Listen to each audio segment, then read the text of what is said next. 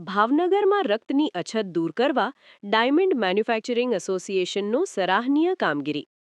ભાવનગર શહેરની sir T hospital ખાતે આવેલી બ્લડ બેંકમાં તાજેતરમાં રક્તની અછત સર્જાતા માનવતાભર્યો ઉપક્રમ હાથ ધરવામાં આવ્યો હતો. ગરમીના દિવસોમાં બ્લડ ડોનેશનમાં ઘટાડો થવાને કારણે સર્જાયેલી આ સમસ્યાને ધ્યાનમાં લઈને બ્લડ બેંકના સંચાલક રાજેશ પંડ્યાએ ડાયમંડ મેન્યુફેક્ચરિંગ એસોસિએશનનો સંપર્ક કર્યો હતો. પરિસ્થિતિની ગંભીરતા સમજી એસોસિએશનના પ્રમુખ છગનભાઈ નાવડિયા અને તેમના સાથી વેપારીઓએ તાત્કાલિક રક્તદાન કેમ્પનું આયોજન કર્યું હતું.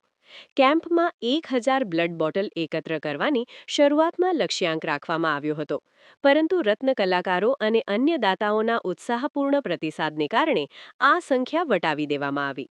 બ્લડ બેંકના સંચાલક રાજેશ પંડ્યાએ જણાવ્યું હતું કે આ કેમ્પ દરમિયાન 1000થી વધુ બ્લડ બોટલ એકત્ર થઈ છે, જેના દ્વારા અંદાજે 3000 જેટલા દર્દીઓને લાભ મળશે.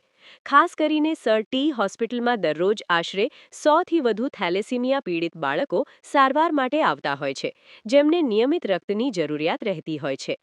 હોસ્પિટલ તંત્ર દ્વારા પણ જાહેર કરવામાં આવ્યું છે કે સર ટી હોસ્પિટલની બ્લડ બેંક ખાતે 24 કલાક રક્તદાન સ્વીકારવામાં આવે છે. કોઈ પણ સંસ્થા અથવા વ્યક્તિ રક્તદાન કેમ્પ યોજવા ઈચ્છતા હોય તો બ્લડ બેંકમાં સંપર્ક કરીને નોંધણી કરાવી શકે છે. આ રીતે હાલ સર્જાયેલી રક્તની અછતને દૂર કરવા ડાયમંડ મેન્યુફેક્ચરિંગ એસોસિએશન દ્વારા યોજાયેલ આ રક્તદાન કેમ્પ હજારો લોકો માટે જીવનદાયી સાબિત થયો છે. ભાવનગરમાં રક્તની અછત દૂર કરવા ડાયમંડ મેન્યુફેક્ચરિંગ એસોસિએશનનો સરાહનીય કામગીરી. ભાવનગર શહેરની સર ટી હોસ્પિટલ ખાતે આવેલી બ્લડ બેંકમાં તાજેતરમાં રક્તની અછત સર્જાતા માનવતાભર્યો ઉપક્રમ હાથ ધરવામાં આવ્યો હતો. ગરમીના દિવસોમાં બ્લડ ડોનેશનમાં ઘટાડો થવાને કારણે સર્જાયેલી આ સમસ્યાને ધ્યાનમાં લઈને બ્લડ બેંકના સંચાલક રાજેશ પંડ્યાએ ડાયમંડ મેન્યુફેક્ચરિંગ એસોસિએશનનો સંપર્ક કર્યો હતો. પરિસ્થિતિની ગંભીરતા સમજી એસોસિએશનના પ્રમુખ છગનભાઈ નાવડિયા અને તેમના સાથી વેપારીઓએ તાત્કાલિક રક્તદાન કેમ્પનું આયોજન કર્યું હતું. કેમ્પમાં 1000 બ્લડ બોટલ એકત્ર કરવાની શરૂઆતમાં લક્ષ્યાંક રાખવામાં આવ્યો હતો, પરંતુ રત્ન કલાકારો અને અન્ય દાતાઓના ઉત્સાહપૂર્ણ પ્રતિસાદને કારણે આ સંખ્યા વટાવી દેવામાં આવી. બ્લડ બેંકના સંચાલક રાજેશ પંડ્યાએ જણાવ્યું હતું કે આ કેમ્પ દરમિયાન 1000થી વધુ બ્લડ બોટલ એકત્ર થઈ છે, જેના દ્વારા અંદાજે 3000 જેટલા દર્દીઓને લાભ મળશે. ખાસ કરીને સર ટી હોસ્પિટલમાં દરરોજ આશરે 100થી વધુ થેલેસીમિયા પીડિત બાળકો સારવાર માટે આવતા હોય છે, જેમને નિયમિત રક્તની જરૂરિયાત રહેતી હોય છે. હોસ્પિટલ તંત્ર દ્વારા પણ જાહેર કરવામાં આવ્યું છે કે સર ટી હોસ્પિટલની બ્લડ બેંક ખાતે 24 કલાક રક્તદાન સ્વીકારવામાં આવે છે. કોઈ પણ સંસ્થા અથવા વ્યક્તિ રક્તદાન કેમ્પ યોજવા ઈચ્છતા હોય તો બ્લડ બેંકમાં સંપર્ક કરીને નોંધણી કરાવી શકે છે. આ રીતે હાલ સર્જાયેલી રક્તની અછતને દૂર કરવા ડાયમંડ મેન્યુફેક્ચરિંગ એસોસિએશન દ્વારા યોજાયેલ આ રક્તદાન કેમ્પ હજારો લોકો માટે જીવનદાયી સાબિત થયો છે. છગનભાઈ નાવડિયા, પ્રમુખ ડાયમંડ મેન્યુફેક્ચર એસોસિએશન ભાવનગર.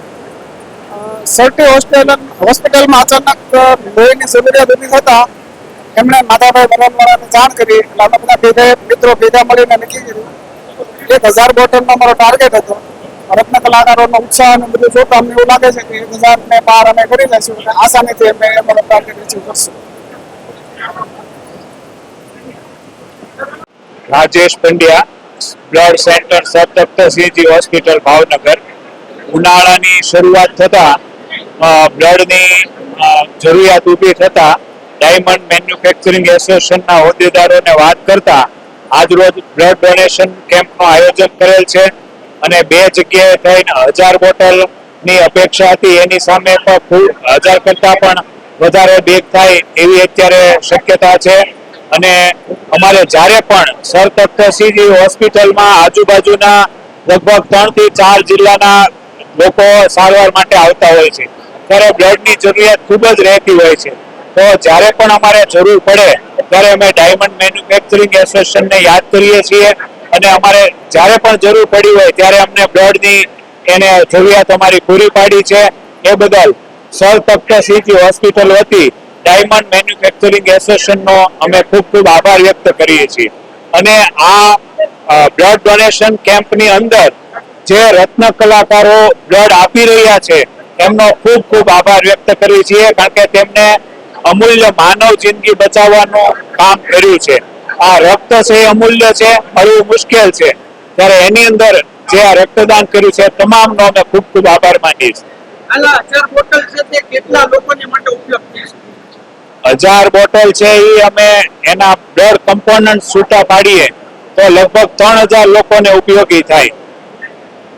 અને આજ જેટલા બ્લડની જરૂર પડે છે થેલેસેમિયાના જે બાળકો છે ખાસ કરીને એના માટે, તો હાલ તમારી પાસે કેટલા બાળકોની માટે બ્લડની હજી પણ માંગ છે? દર મહિને લગભગ 100 થી 125 થેલેસેમિયાના બાળકો અમારે ત્યાંથી બ્લડ લઈ જતા હોય છે. તેમને મહિનામાં 1 કે 2 બોટલની જરૂરિયાત પડતી હોય છે. તેમજ મોટી હોસ્પિટલ હોવાથી અકસ્માતના સંજોગોમાં વધારે દર્દીઓ આવતા હોય છે. તેમજ પ્રસૂતા બહેનો ડિલિવરી માટે પણ ખૂબ જ મોટી સંખ્યામાં દર્દીઓ સતત સિટી હોસ્પિટલમાં સારવાર લેતા હોય, તેમાં પણ ખૂબ બ્લડની જરૂરિયાત રહેતી હોય છે. ખાસ કરીને કોઈને કેમ્પ રાખવો હોય આવો તો તમારા દ્વારા કેવી રીતના સંપર્ક કરી શકે, કેવી રીતના તમારું સુધી પહોંચી શકે? Blood centre sir Takht city હોસ્પિટલની અંદર 24 કલાક કાર્યરત હોય છે. એમાં તમે ક્યારેય કોઈ પણ સમયે બ્લડ સેન્ટરનો સંપર્ક કરી શકો છો અને અમારી ટીમની મુલાકાત લઈ આપ બ્લડ ડોનેશન કેમ્પનું આયોજન કરી શકો છો અને ક્યારેય પણ 24 કલાકમાં ગમે ત્યારે ત્યાં આવીને પણ બ્લડ આપી શકો છો.